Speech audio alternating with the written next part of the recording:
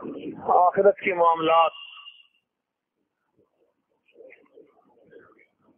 تبھی سنور سکتے ہیں جب دنیا میں اپنی زندگی کو سنواریں گے۔ ایک آدمی کا واقعہ لکھا ہے کہ اس نے اپنی بیٹی کو بڑا ناز نعمت سے پالا کہ میری بیٹی بڑی پیاری ہے، خوبصورت ہے، عقل مند ہے، اور اس کو ماڈرن تعلیم دلوائی اور وہ بے پردہ پھرتی تھی۔ اللہ کی شان کے جوانی میں اس بچی کو موت آ گئی تو باپ نے خواب دیکھا، تو خواب نے اپنی اس بچی کا کہ اس کا سر بالکل بالوں کے بغیر کھوپڑی ہے صرف،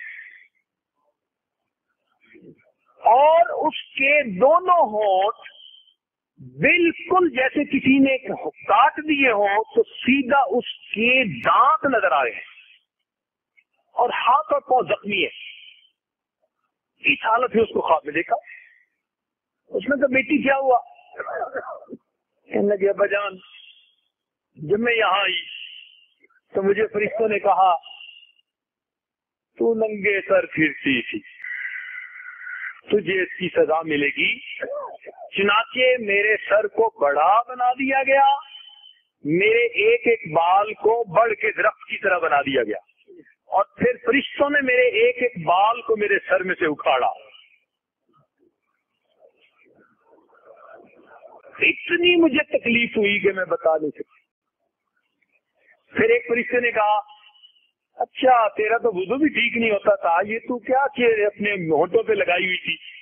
وہ برغی لگاتی تھی، شیرنی جیسے خون پی کے ہٹتی ہے نا، شیرنیاں بھی خون پی کے ہٹتی ہیں۔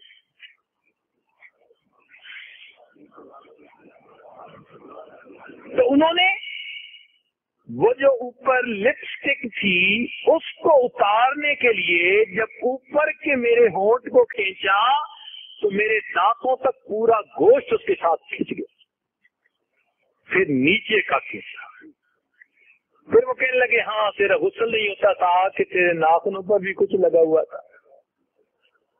تو انہوں نے میرے ناخنوں پر جو نیل پالش تھی اس کو اتارنے کے لیے جو کھینچا تو میرے سارے ناخن ہی کھینچ۔ اب بجان اب میں اس حالت میں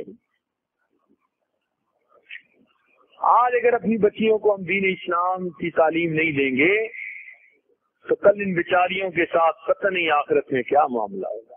مردوں کی ذمہ داری ہے کہ وہ اپنی بچیوں کو دینی تعلیم دلوائیں، تقوی پرہیزگاری کی زندگی سکھائیں، تاکہ اسی زندگی میں وہ اپنے رب کو منا سکیں، اپنی آخرت کو بنا سکیں۔ آج وقت ہے جتنا بھی بڑا کوئی گنہگار ہو اگر وہ توبہ کر لے گا اللہ تعالیٰ اس کے زنا کا گناہ، اس کے جھوٹ کا گناہ، غیبت کا گناہ، جو بھی گناہ ہوگا اللہ تعالیٰ سب گناہوں کو معاف فرما دیں گے۔ اس لیے آج ہم اپنے ہاتھوں سے اپنی آخرت کو بنا رہے ہیں یا اپنے ہاتھوں سے اپنی آخرت کو بگاڑ رہے ہیں۔